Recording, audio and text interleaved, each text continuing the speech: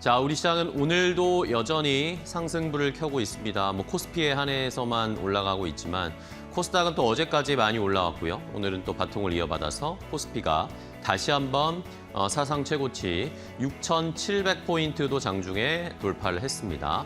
자, 7,000포인트가 이제 얼마 남지가 않았습니다. 멀각에선 이번 주 안에도 7,000포인트 가능하다. 이런 낙관론도 나오고 있는 상황인데 이제 우리가 전쟁을 잘 이겨냈고요. 잘 버텼죠.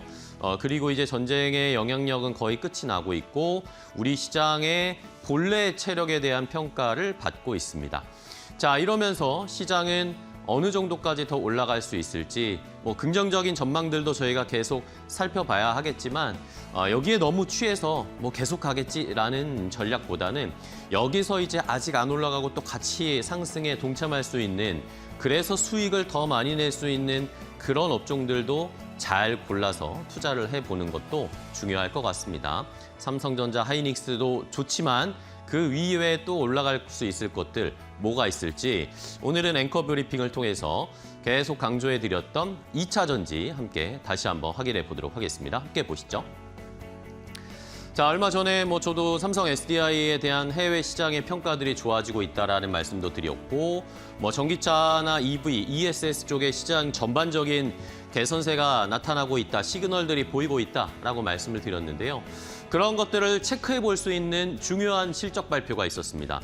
오늘 삼성 SDI가 장 시작 전에 실적을 공개했습니다. 자, 일단은 결론부터 말씀드리면 적자였습니다. 여전히 영업이익은 적자지만 하지만 서프라이즈한, 어떻게 보면 적자 서프라이즈라고 이름을 지어야 될까요? 굉장히 놀라운 수준의 실적을 발표했습니다. 왜 그런가 함께 살펴보도록 하겠습니다. 자, 일단은 1분기에 매출은 3조 5,700억 원 정도가 나왔습니다. 전분기 대비해서도 약간 줄어들었고요. 전년 동기 대비해서는 약간 늘긴 했는데 어쨌든 전분기 대비해서는 조금 줄어들어서 뭐지? 라고 생각을 하셨을 텐데 하지만 영업이익을 보시죠. 자, 영업이익이 적자 1,556억 원 정도가 나왔습니다. 그런데 전분기 대비해서 아니면 전년 동기 대비해서 많이 줄였죠. 적자가 많이 줄어들었습니다. 시장에서 예상했던 것은 1분기에 적자가 나올 것은 예상을 했는데 그래도 한 2,400억 정도 적자 정도 나오지 않을까, 2,000억 중반대가 나오지 않을까 적자를 예상을 했었는데 그것마저도 뛰어넘으면서 1,700, 1,500억 원대 적자가 나왔습니다. 이러니까 우리가 예상했던 것보다 적자를 빠르게 줄이고 있네라고 우리가 인식을 할 수가 있겠죠. 영업 손실이 64%나 감소를 했고요. 당기순이익은 흑자로 전환이 됐습니다. 당기순이익은 전년 동기 대비 아니면 전분기 대비해서 모두 다 흑자 전환이 되어서 561억 원이 나왔고요. 세전이익도 430억 원 적자가 나왔는데 이것도 역시 많은 큰 폭의 축소가 있었습니다. 많이 적자를 줄였다는 것이고요. 그리고 영업이익률도 마이너스 4.4%, 적자니까요. 마이너스 4.4%가 나왔는데 지난 2025년 작년 3분기에 삼성 SDI가 실적을 제가 바닥을 찍었다고 말씀드렸잖아요. 그때 최악의 영업이익률 마이너스 19%가 나왔었는데 그거에 비해서도 지금 또 눈에 띄게 영업이익률 적자가 많이 줄어들었잖아요. 지금 적자를 많이 줄이고 있고 그 갭을 메우고 있습니다. 그런 것들이 이번 실적에 그대로 나타났고요. 에비타 같은 경우에는 지금 4,280억이 나오면서 전년 동기 대비해서 500%가 넘게 에비타가 지금 개선이 되고 있습니다. 전분기 대비해서도 56%나 개선되면서 자, 삼성 SDI 점점 적자를 줄여가고 있습니다. 자, 다음 페이지 보실까요? 왜 이렇게 실적이 개선됐는가를 살펴봤더니요. 삼성 SDI의 가장 큰 대표적인 두 분야죠. 배터리와 전자재료 쪽인데 전자재료는 일단은 210억 원 정도 흑자를 기록을 했습니다. 반도체 소재 판매가 견조하게 잘 이루어지고 있고 플래그십 스마트폰향 역시 디스플레이 소재도 잘 팔리고 있으니까 이거는 근데 비중이 크진 않아요. 비중이 크진 않고 흑자 정도 210억 원 정도를 기록을 했고 배터리가 제일 중요하잖아요. 배터리 쪽에서 매출이 3조 3천억 원이 넘게 나왔습니다. 이 배터리 부분만 봤을 때는 전년 동기 대비해서 역시 12%나 늘어난 매출을 기록을 했고요. 영업 손실도 1,766억 원, 배터리 부분만은 1,700억 원 정도의 영업 손실이 나왔는데 이것도 YOY 전년 동기 대비해서 60%나 많이 줄인 겁니다. 그러니까 배터리가 쉽게 말하면 판매가 이제는 잘 되고 있다라는 거죠. 그 중에 가장 중요한 것은 역시 계속 강조해드리는 ESS, 전력용 ESS 판매가 원활하게 이루어지고 있다. 그리고 AI 데이터 센터형 UPS, BBU, 전동 공급 이런 것들이 전반적으로 삼성 SDI의 판매가 잘 되고 있다는 겁니다. 그리고 미국에서 삼성 SDI가 현지에서 생산한 ESS 들어가는 배터리를 미국에서 직접 만들어서 판매를 하니까 이러니까 AMPC 수혜금도 자연스럽게 늘어났습니다. 이런 것들도 적자를 메우는데 어느 정도의 역할을 한 것으로 보이고요.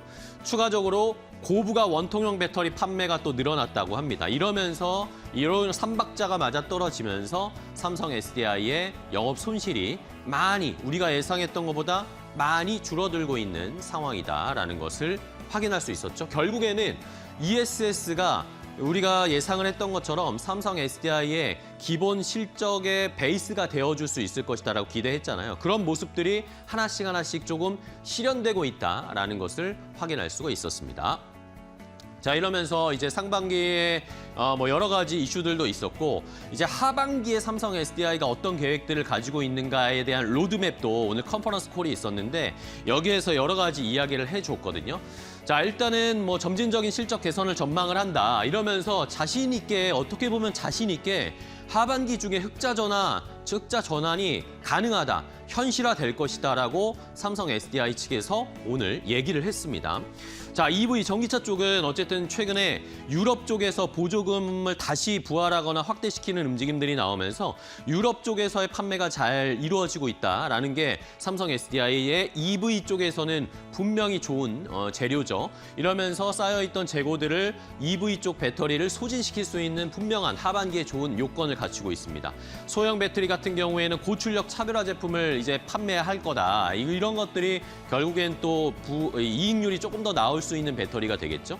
소형 쪽에 또 이런 모습을 보이고 있고 ESS는 미국에서 현지 생산하는 것을 지금보다도 더 확대를 하겠다. 아까 말씀드린 것처럼 AMPC에 그러면 보조금들을 조금 더 수혜금을 더 받을 수 있으니까 이런 것도 하반기 실적 개선에 분명한 좋은 영향을 줄 수가 있겠죠. 이 외에도 기본적으로 비중은 크지 않지만 따박따박 흑자를 기록하고 있는 전자재료 쪽에서도 반도체나 OLED 디스플레이 이런 쪽이 최근에 시장이 좋잖아요. 이런 것들 보면 전자재료 쪽에서도 영업이익을 조금 더 늘릴 수 있지 않을까라는 기대를 삼성 SDI 측에서 하는 것 같습니다.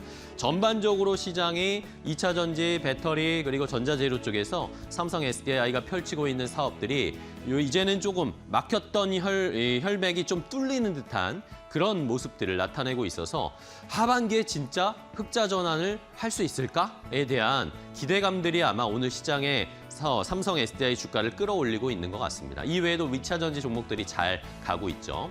자, 그럼 마지막으로 좀 살펴볼 것은 최근에 이 삼성 SDI가 벤츠와의 공급 계약, 10조 원대 공급 계약을 맺었잖아요. 수주를 했잖아요.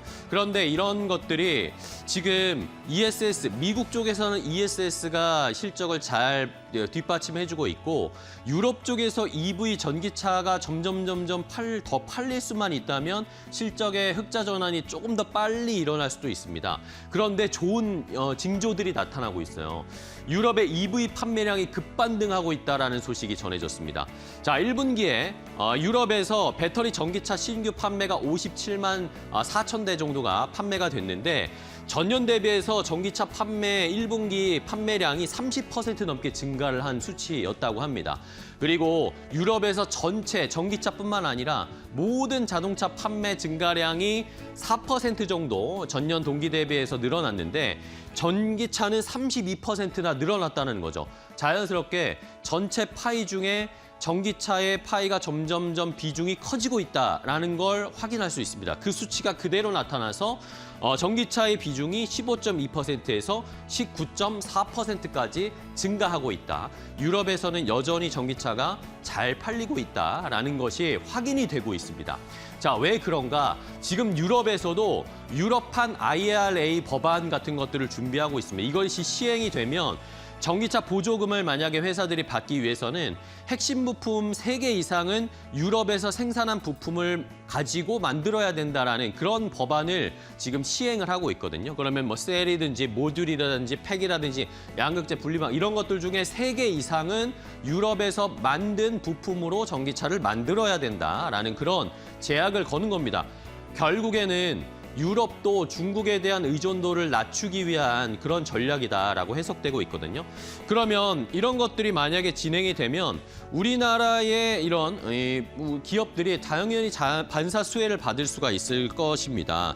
최근에 삼성 SDI가 벤츠와이시 공급 계약을 맺었잖아요. 근데 헝가리 공장에서 삼성 SDI는 많이 만들고 있습니다. 그러면 헝가리에서 만든 배터리를 벤츠나 유럽의 자동차 업체들에게 맡기고 공급을 하면 요 유럽판 IRA를 피해갈 수 있겠죠? 이런 것들도 역시 우리나라 기업들, 삼성 SDI도 수혜를 받을 수 있다.